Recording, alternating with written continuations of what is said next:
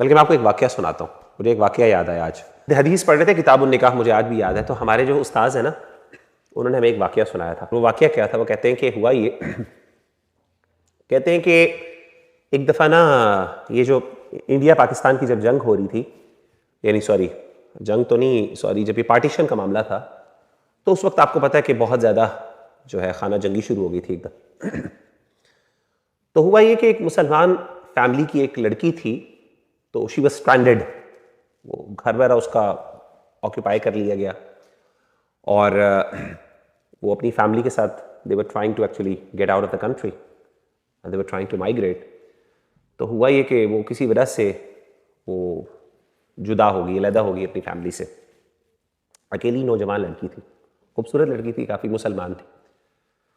तो हुआ ये कि रात पड़ गई, तो she was hiding at some place. तो रात हो गई, तो रात को ठंड भी थी, तो सोचा कि मैं किसी जगह पे जाके रिफ्यूज लूँ। तो उसे कोई जगह नहीं मिली। अब जाहिर है एक बच्ची है, अब उसको, बच्ची से मुराद लड़की है, अब उसको ये भी ट्रस्ट नहीं है कि मैं किसी के घर जाऊँ। उनको पता हो कि जी मैं अकेली हूँ, मेरे साथ कोई है नहीं। और उस टाइम तो आपको पता है जो हालात थे कि पता नहीं मेरे साथ क्या मामला करेंगे। तो कहते हैं कि उसको ना एक मस्जिद नज़र आई, तो वो मस्जिद में चली गई। तो उसने कहा मस्जिद में शायद हो सकता है कोई अल्लाह का नेक बंदा। आमतौर पर मस्जिद के बारे में हमारी भी यही फीलिंग होती है कि यहाँ पे इंशाल्लाह जो है वो गुनाह से बचा जा सकता है। तो हुआ ये कि वो खातून जो है, वो लड़की जो है, चली गई उसमें मस्जिद में। अच्छा, जब मस्जिद में गई तो वहाँ पे उसने क्या देखा कि मस्जिद के पास ही ना साइड पे एक कमरा था और उस कमरे के अंदर एक नौजवान लड़का मौजूद था। He was reading a book, कोई अपनी, he was a student of knowledge, एक तालिब इल्म था, बैठा हुआ था। तो वो लड़की आई और उसने उसे कहा कि मेरे साथ ये मसला हुआ है, तो मैं रात यहाँ पे गुजार सकती हूँ आपकी इजाज़त से? मेरे पास कोई और नहीं है और मुझे कहीं और सेफ प्रोटेक्शन वाली जगह नहीं मिलती, तो अगर आप इजाज़त दें तो आप उसने कहा बैठा ना। अच्छा, अब हुआ ये कि वो लड़का कहता आप वो पीछे बैठ जाएं और ये चादर शादर लपेट लें, कोई मसला नहीं, आप make your self feel comfortable.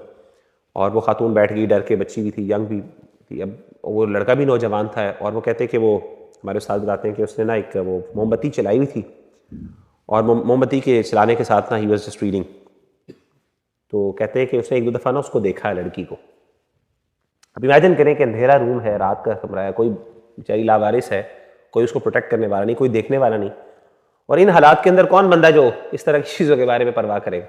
ठीक है ना, कोई बंदा नहीं। तो कोई यानी कवानीन या कानून या लॉ, उसकी भी कोई इम्प्लीमेंटेशन या एप्लीकेशन उस टाइम पॉसिबल नहीं होती। तो ऐसे मौके के ऊपर एक बंदा कुछ भी कर सकता है किसी औरत के साथ। तो वो बैठा रहा, तो उसने एक दफ़ा देखा, उसके बाद उसने ना क्या करना शुरू कर दिया, आग को ना ऐसे पकड़ना शुरू कर दिया, ऐसे ऐसे करके। तो कहते हैं ऐसे पूरी वो पढ़ता रहा, फिर साथ पढ़ता रहा, रात गुजर गई, पूरी रात गुजर गई। तो उसके बाद सुबह हुई और वो अल्लाह की तरफ से वो उसकी जो फैमिली थी वो आगे ढूंढते ढूंढते, और उन्हें पता किया तो उनको अपनी बेटी मिल गई और वो उसको लेके चले गए। अब हुआ ये कि जब लेके गए तो कुछ देर बाद, कुछ महीनों बाद या कुछ टाइम के बाद, उस लड़की का बाप आया उसके पास, उस यंग लड़के के पास, और उसने कहा कि मैं आपका शुक्रिया अदा करना चाहता हूं, और शुक्रिया अदा इस तरह करना चाहता हूं कि आपने मेरी बेटी की हिफाजत की, तो मैं चाहता हूं कि मैं अपनी बेटी की शादी आपसे कर लूं, और ये मेरी बेटी की बड़ी ख्वाहिश है इस बारे में।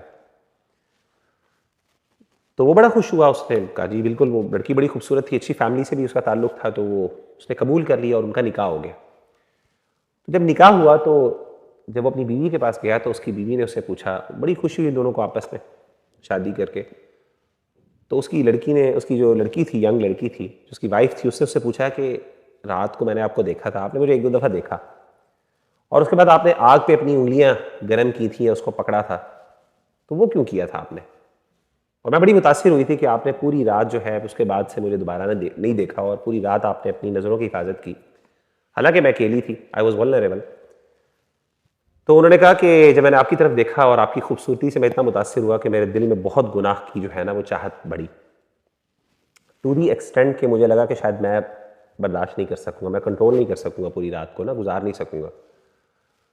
तो कहते हैं कि उस वक्त अल्लाह ने मेरे दिल में बात डाली। मैंने क्या किया कि वो जो साथ मोमबत्ती थी ना, मैंने अपनी उंगलियों को ना वहाँ पे आग पकड़ने की कोशिश की, उसको टच किया और उसकी गर्मी को फील किया, और मैंने अपने आप से ये कहा कि ये आग का एक फ्लेम्स है छोटा सा।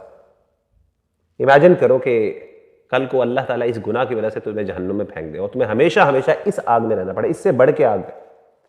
तुम दुनिया की इस आग को कुछ सेकंड्स के लिए नहीं बर्दाश्त कर सकते, तो इमेजिन करो कि हमेशा हमेशा की जहन्नुम में किस तरीके से तुम बर्दाश्त करोगे।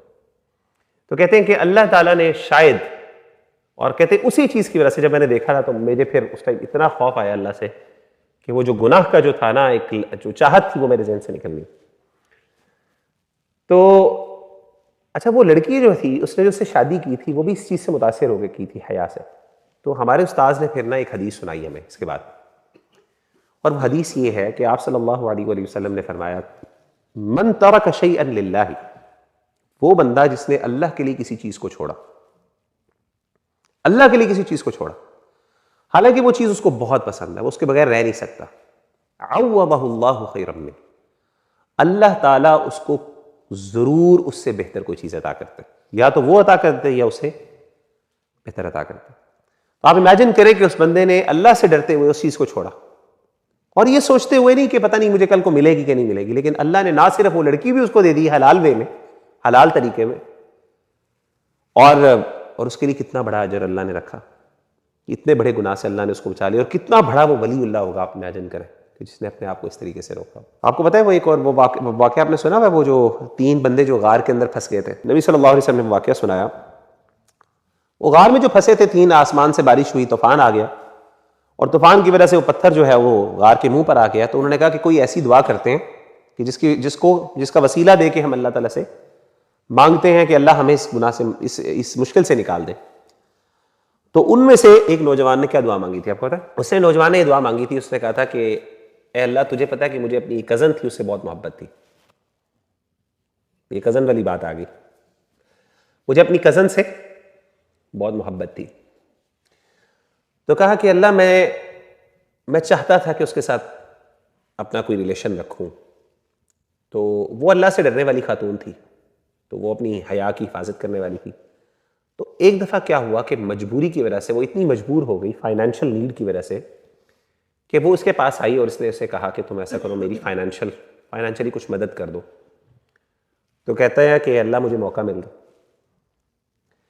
और उसने कहा कि ठीक है, मैं तुम्हारी फाइनेंशियल हेल्प कर देता हूँ, मैं तुम्हारी फाइनेंशियल हेल्प कर देता हूँ, लेकिन उसके बदले तुम्हें क्या करना होगा, मेरे साथ ये काम करना होगा। तो वो बंदी बेचारी बड़ी, उसका दिल टूटा, लेकिन इतनी मजबूर हो गई, बाकायदा हदीस में तफसील मौजूद है, आप पढ़ें, कि वो इतनी मजबूर हो गई कि शी कंप्लाइड, और उसने कहा ठीक है। और अल्लाह, जब तुझे पता है कि वो बाकायदा जगह और टाइम डिसाइड हो गया कि तुमने फलां टाइम पे मिलना है, फलां जगह पे हम ये काम करेंगे। जब वो लड़की आई, उसकी कज़न, उस टाइम पे और उस जगह पे, और कोई देखने वाला नहीं था, कोई रोकने वाला नहीं था सिवाय अल्लाह की ज़ात के, तो उस वक्त जब वो ये काम करने लगा ना, तो उस लड़की के मुंह से चीख निकल गई, और चीख निकलते हुए उसने कहा कि तुम अल्लाह से डरो, इत्तक़िल्लाह, अल्लाह से डर जाओ, और जो चीज़ अल्लाह ने तुम्हारे हक में नहीं रखी, जो चीज़ अल्लाह ने तुम पर हलाल नहीं की, उसको उस पर तुम जो है ना हद से ना बढ़ो। मतलब अल्फाज मुझे याद नहीं एग्जैक्ट, लेकिन मानी कुछ इस तरह के हैं। तो उसने कहा कि अल्लाह से डरो। तो अल्लाह उस वक्त इस औरत की, अपनी इस कज़न की बात, हालांकि मेरे पास सब इख्तियार था, I was about to do that, उसने मुझे रोकना नहीं था, लेकिन उसके मुंह से एक जुमला निकला ईमान की वजह से, और इतना ज्यादा वो इन्फ्लुएंस हुए इस जुमले से, अल्लाह के नाम से, कि अल्लाह, ना सिर्फ मैंने उसको छोड़ दिया, उस गुनाह को नहीं किया, बल्कि उसके साथ साथ मैंने क्या किया, उसको मैंने वो पैसे भी दिए, उसकी मदद भी की। अल्लाह, वो मैंने सिर्फ तेरे लिए किया था, तुझे पता है कि मुझे कोई रोकने वाला नहीं था, कोई इसमें मुझे पर्सनल बेनिफिट नहीं था, बल्कि मैं अपने पसंद के खिलाफ जाके मैंने ये काम किया। अल्लाह, अगर तुझे वाकई वो मेरा काम पसंद आया, तो तू ऐसा कर कि मुझे इस मुश्किल से निकाल दे। हदीस में आता है, नबी सल्लल्लाहु अलैहि वसल्लम ने फरमाया कि बाकायदा फिर वो पत्थर हट गया था। वो तीसरा बंदा था जिसने ये दुआ की थी। आप इमेजिन करें कि ये जो नेकियां होती हैं ना, ये छोटी नहीं, बहुत बड़ी बड़ी नेकियां हैं। ये इंसान का असल किरदार और असल इंसान का जो कैरेक्टर है ना, ये इन चीज़ों के ऊपर डिपेंडेंट होता है। मैंने आपको बहुत सी चीज़ें और भी बतानी थी, अल्लाह की तरफ से बस वो बातें इस तरह की जहन में आ गई मेरे, तो बस वो बात कहीं से कहीं चली गई। बताना ये है कि मोहब्बत जो है ना, ये दिल जो है, याद रखिएगा कि ये दिल, इसमें ईमान मौजूद है। ये दिल कोई छोटी चीज नहीं, ये बहुत बड़ी चीज है। इसकी हिफाजत जो है ना, वो आप पर अल्लाह ने डाली है कि इसकी हिफाजत आपने करनी। और याद रखिएगा कि जब आपका दिल फारिग होगा, आप अपने दिल के इर्द गिर्द जो है वो डिफेंसेस खड़े नहीं करेंगे, तो ये फिर इस तरह की चीजों का शिकार होगा। One of the major causes of इश्क, और ये सारे रिलेशनशिप्स की वजह क्या होती है? नजर की हिफाजत एक तो है, दूसरी चीज है अपने दिल को फारिग रखना, अपने दिल को खाली रखना, अपने आप को बिजी ना करना, डिस्ट्रैक्ट ना, अपने आप को मसरूफ ना करना। जो फारिग लोग होते हैं ना, आमतौर पर वो इस तरह के गुनाह पड़ते।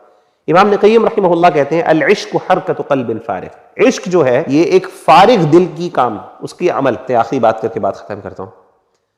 मुगीरा भाई, मैं बहुत कोशिश करता हूं या करती हूं, बहुत कोशिश की है, बहुत दुआएं की है, मैं उसको नहीं बुला पाता या बुला पाती। इम्पॉसिबल। सुभान अल्लाह। यकीन करें इसका कोई हल नहीं है सिवाय अल्लाह से दुआ के, और कोई। आप मुझे खुद बताएं, एक बंदा अगर इसमें है तो मैं उसको कोई गोली दे सकता हूं जिससे ये सब कुछ खत्म हो जाए? ऐसा नहीं हो सकता। जब इंसान इसमें फंस जाता है ना, फिर इससे निकलना बहुत मुश्किल काम है। अल्लाह माफ करे। Literally it's just going to take your life. मतलब पूरी जिंदगी में एक बहुत बड़ा। और मैं आपको ये भी बता दूं, आपकी शादी भी हो जाए, बाद में जाके ये फीलिंग्स जो है ना, किसी वक्त दोबारा भी ट्रिगर हो जाती। इतना खतरनाक मामला, इतना सेंसिटिव मामला, और हम अपने दिल को हर एक को दे ही जा रहे होते हैं माशाल्लाह। एक तो इमोजी बहुत देते हैं, कुछ 600 दिल दे दी, फिर माशाल्लाह अपनी फ्रेंड्स को भी बहुत हमने दिल दिए हुए हैं ना, बड़े हर दूसरे को जाके हम अपना दिल दे रहे होते हैं, है कि नहीं? तो दिल आपको अल्लाह ने एक ही दिया, उसको हिफाजत करें और इससे बचें। इंशाल्लाह कोशिश करूंगा कि अगले टॉपिक पे अगली बार इस पर मजीद थोड़ी सी डिस्कशन करें, कुछ कॉजेज पे बात करेंगे कि किस तरीके से इससे निकल सकते हैं और कौन कौन सी चीज़ें जो हमें करने की ज़रूरत है इसमें प्रैक्टिकली, ताकि हम इस तरह के मामलात में ख़ास तौर पे दूसरों को भी गाइड करें। अल्लाह ताला हम सबको ऐसी फितनों से और आजमाइशों से बचाए।